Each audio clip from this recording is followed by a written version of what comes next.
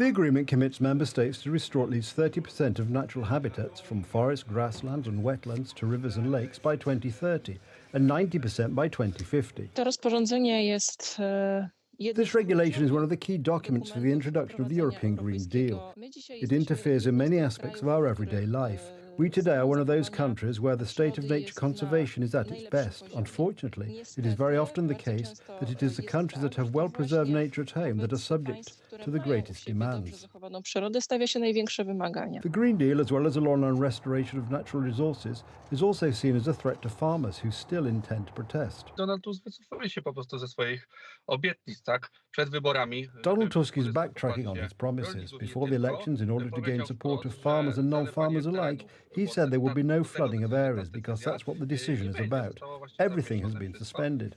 The election is over and we already have a reversal of this decision, and yet we are to flood. What is known will result in farmers having less land to grow crops and as a consequence will result in higher food A w prices. konsekwencji spowoduje wzrost po prostu cen żywności. Ktoś w biały dzień w białych rękawiczkach Someone in broad daylight in white gloves wants to bring about the fact that the food security of our country will be very much compromised and that we will be dependent on food that will be imported from other parts of the world. żywności, która będzie sprowadzana z innych części świata.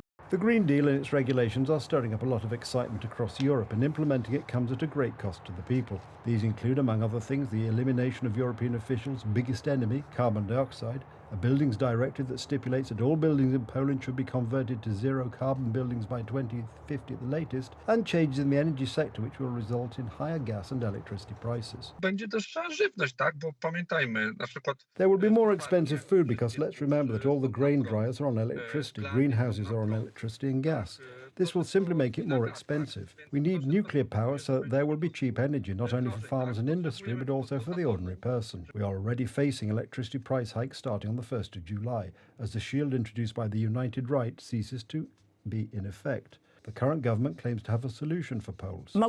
I can promise that energy prices will be accepted for almost everyone, and for those whom they will not be, there will be an energy voucher. What does this mean in practice, and who will be able to count on government assistance? It looks like few of us, and the energy price hike will affect almost everyone.